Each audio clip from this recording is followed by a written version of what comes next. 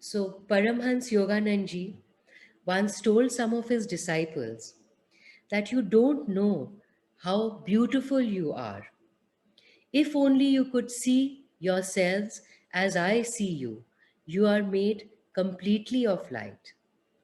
And that is the truth about us, that we are made of light. And this creation, every atom and particle of this creation is made of light. And it vibrates with the consciousness of God's presence within. But we don't see it most of the time. Science tells us that the large part of the universe is made of dead matter, of inert matter. And that is what we also, most of the time, that is our experience. But why is that? If the truth is that we all are made of light, then why don't we see this? This is because of God's ignorance. This is because of our false understanding. Paramhansji used to say that we are like diamonds that have just been excavated. It is filled with ore, it is covered with dust and grime, and it needs to be polished, it needs to be cleaned, it needs to be cut so that it can shine forth in all of its glories. And he said, we are exactly like that. Inside of us is that light that the reading described, the sun, thousands of suns, the light of thousands of sun, as Krishna says in the Gita, is within us, but we can't see it. Why can't we see it? Because it's covered with that dust and grime and that ore of false tendencies, of wrong thoughts and ideas, limiting beliefs that we have about ourselves. And these need to be removed. And this comes from ignorance. It makes us see that which is not true, that which is not even there. A lot of times, the scriptures quote this very famous story about the snake and the rope, and I'm sure most of you have heard it. The There is this person who enters his house at night and he sees a snake lying there on the floor, and his children are sleeping there. So, of course, first he gets a shock and he's very, very scared that if he moves, maybe that snake can attack his children. And he feels that he needs to kill. So, the feeling of hinsa rises in him to kill that snake. And then he also gets angry that why did anybody leave the window or maybe the door ajar so that the snake could have come in? And all these feelings are rising within him as he's too petrified to move. When suddenly behind him, another family member enters the house without realizing anything, he switches on the light. And suddenly, this man sees that it's not a snake, it's just a piece of rope his child was playing with. And suddenly, all these tendencies, all these emotions of fear, of anger, hinsa, they just subside. The minute clear light of understanding dawns on him, all of this just goes because this was all false in the first place. So, why does this ignorance be so strong? As this reading also told us, and Yogananji would tell us, that the power of God lies within us. We are made in the image of God. So, how is this so strong, this power of ignorance over us, that it deludes us completely and we can't see it? This is because even this ignorance is made of the creative power of God. It is Maya. And when God made this creation, it was His creative power that veiled us, that veiled the true understanding on us. So, this ignorance is also the creative power of God, and He exists in that. As Krishna says in the Bhagavad Gita, that I am in everything in this universe, in everything in this creation as its true nature, as its essence. He goes on to quote that I am in the mountains as the best mountain. I am in the rivers as the best river. I am among the saints as the best saint. And I am even among the vices as the best vice. And he says, this best vice is gambling. And I am in gambling. And we all know that gambling is something which is totally devoid of intellect, which is totally devoid of rationality. The gambler keeps thinking, just one more roll of the dice, just one more roll. And he has no basis of thinking that. It is pure delusion, pure ignorance. But he just keeps thinking, what if? What if? This is what happened to Yudhishthir, didn't it? Just one more roll and I can get everything back. So, the biggest ignorance, biggest delusion of gambling, and Krishna says, I am in that. So God is in that ignorance as well. He is in everything. This is His play. He has created this whole universe to play and enjoy Himself. And He has created this ignorance so that this Maya, this creation continues. That is why we are a lot of times unable to see through this power of delusion. We go through millions of lifetimes chasing after mirage in the desert, don't we? We feel that, oh, now I can see that oasis, I can see those palm trees, I'll get some water, I will get some fulfillment, I will get some rest. But does that really happen? All we get is sand. And we go on millions of lifetimes without realizing because of this strength of Maya. In fact, even the gods are helpless in front of this. The Ramayana quotes Sri Ram also. When Ravan abducts Sita, he goes completely mad with grief. To that extent, Tulsidas ji shows him asking even trees and plants, where is my Sita? Where is my Sita? Return her to me. So even the gods cannot escape Maya. There's Vishnuji takes an incarnation of a soul, of a female boar, to help mankind to destroy demons. But then he gets so involved in that incarnation as a soul with his children, he doesn't want to leave them helpless. He gets so attached to their love that he spends his time now with his children as a soul. That the gods now get disturbed, that what's happened to Vishnuji. We need to get him back. We need to make him realize who he is. So Shivji ultimately has to come down and destroy the soul's body. And then Vishnu realizes what he is, God incarnate. So this is the power. What do we do if this power is so strong? Fortunately, God has also created an equally, if not stronger power, the power of knowledge, of Vidya. And He's given us free choice. He exists in both the ignorance and the knowledge, but He gives us that free choice to choose. What do we choose? Do we choose ignorance and keep on and on in this cycle of unhappiness?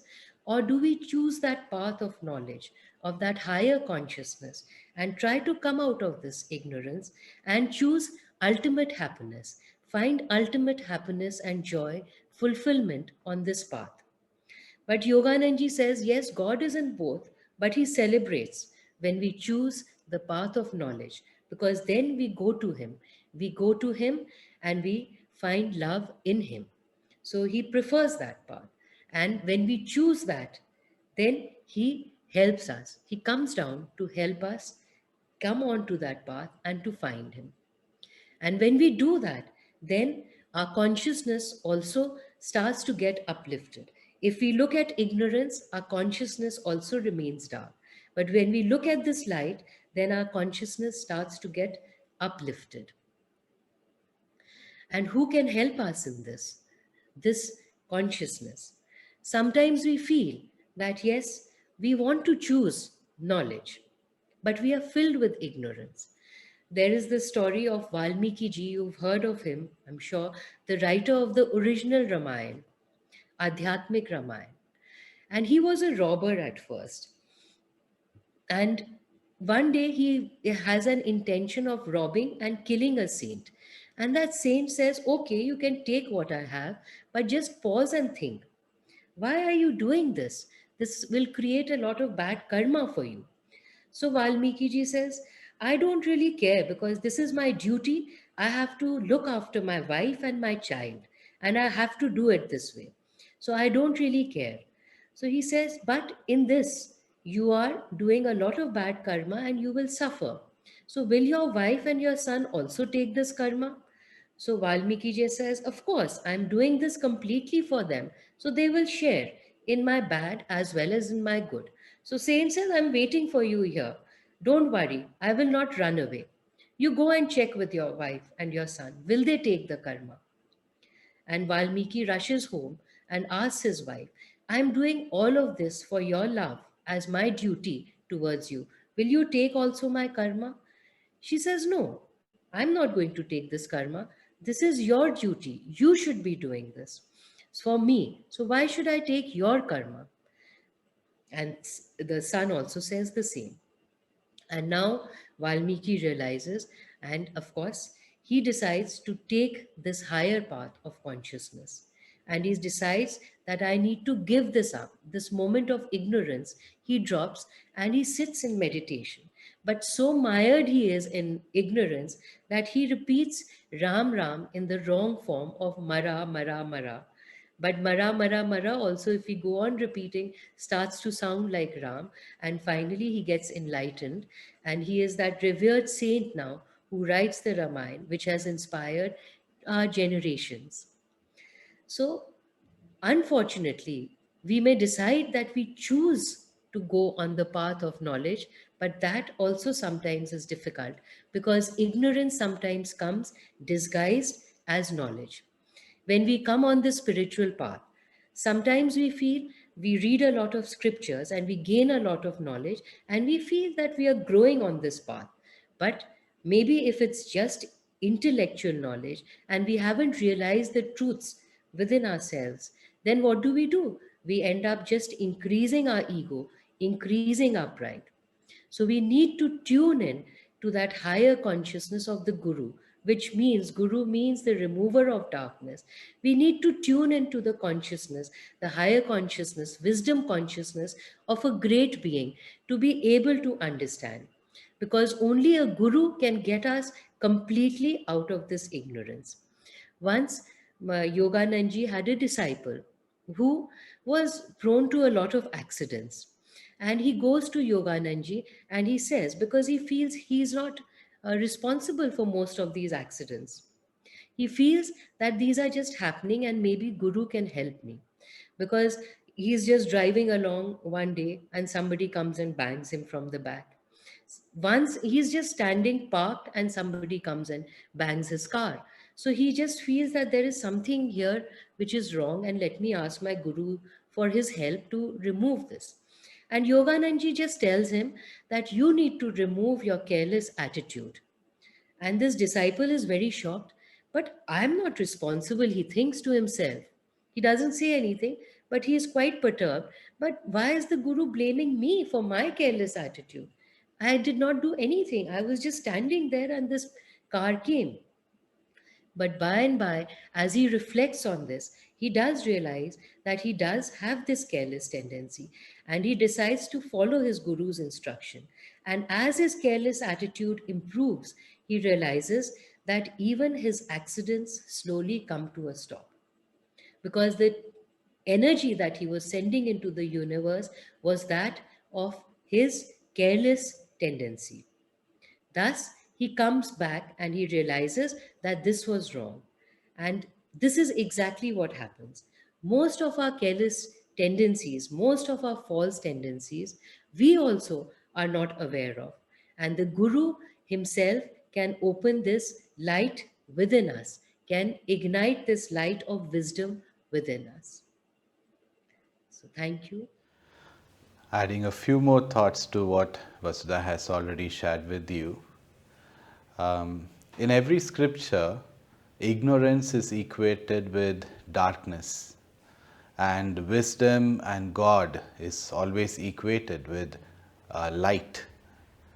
And the question or the satsang topic today is seeing God where there is ignorance, or even is God present in ignorant people? The answer would be yes. God is omnipresent. Why wouldn't He be there? Or reframing the question is, can darkness exist when there is light? The answer is again very simple.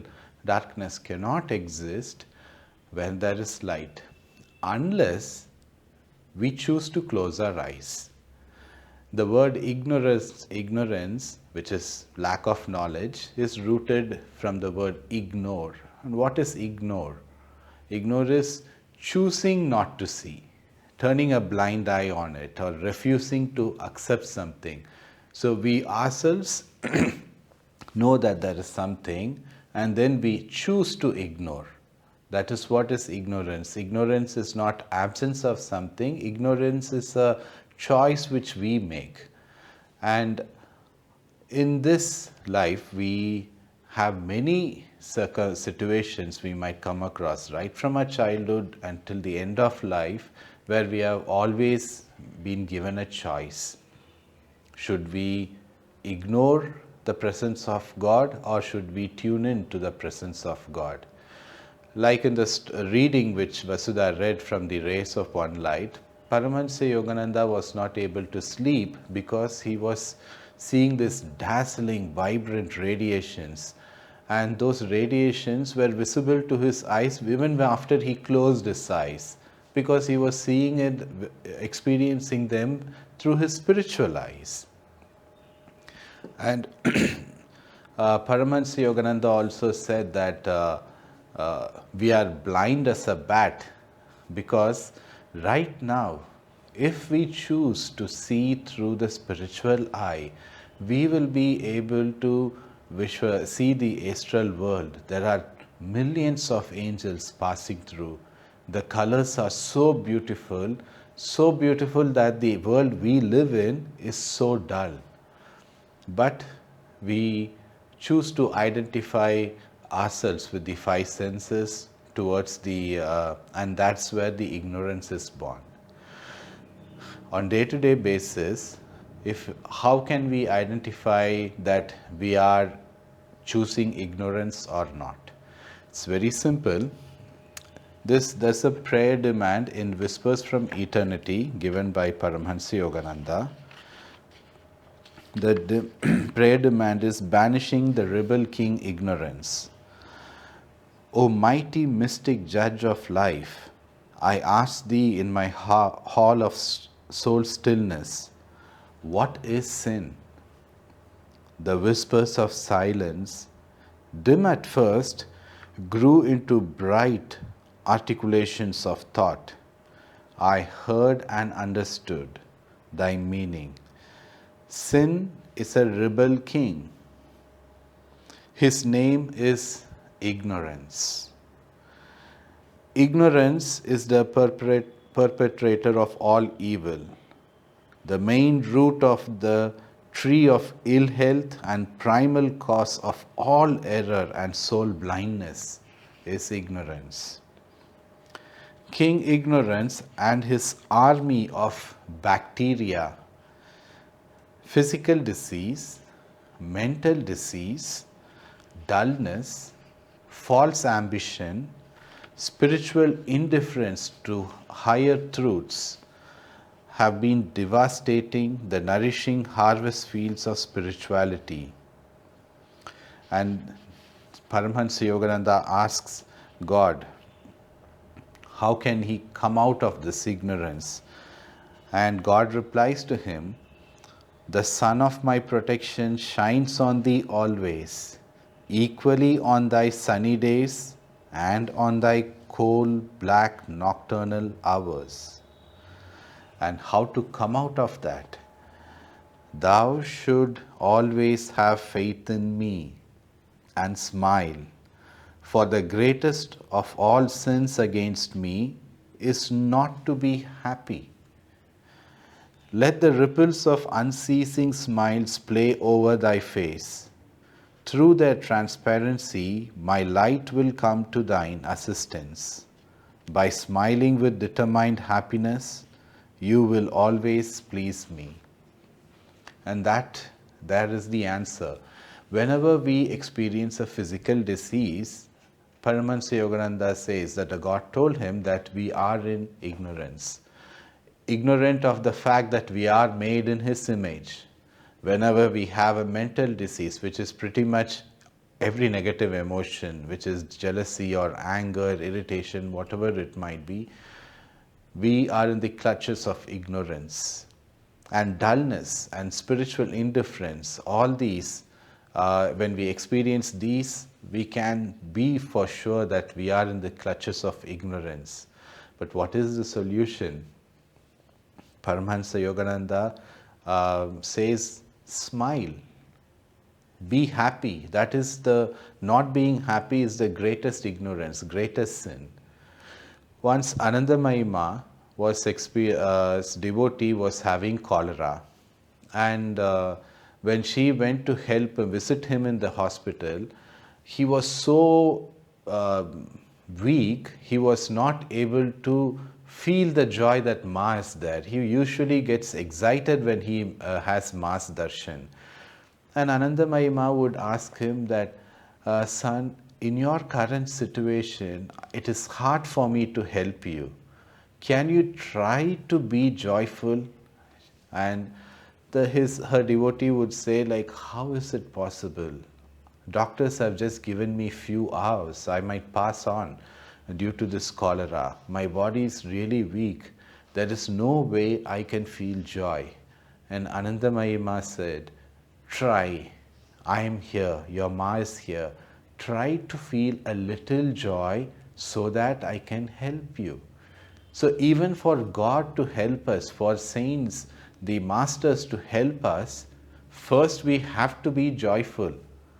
And as Paramhansa Yogananda says, be happy and let the unceasing ripples of unceasing smiles play over your face.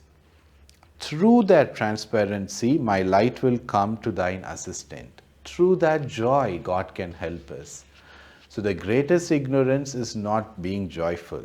At the same time, we might also come across people who are not there, who choose to be ignorant. Well, from our side, we can make all the effort of being joyful, being happy, and choosing God always, turning our back towards ignorance. But what about others?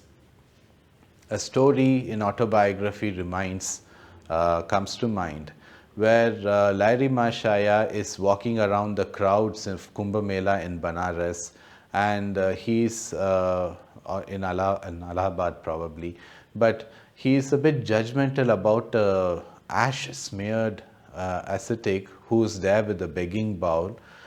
And he says that why he does not have the inner renunciation, but he just holds the outer symbols of renunciation. And he was a bit judgmental. And few steps after that, he sees Mahavatar Babaji cleaning the utensils of some ignorant sadhu. And Larry Mahashaya is shocked to see Babaji cleaning the utensils of the ignorant sadhu. And when Larry Mahashaya asks, this is what Babaji replied. He said, I am washing the feet of this renunciate, and then I shall clean his cooking utensils. Babaji smiled at me like a little child. I knew he was intimating that he wanted me to criticize no one, but to see the Lord as residing equally in all body temples, whether of superior or inferior men. The great Guru Babaji added, by serving wise and ignorant sadhus, I am learning the greatest of virtues, pleasing to God above all others, which is humility. As the affirmation today read, humility is not self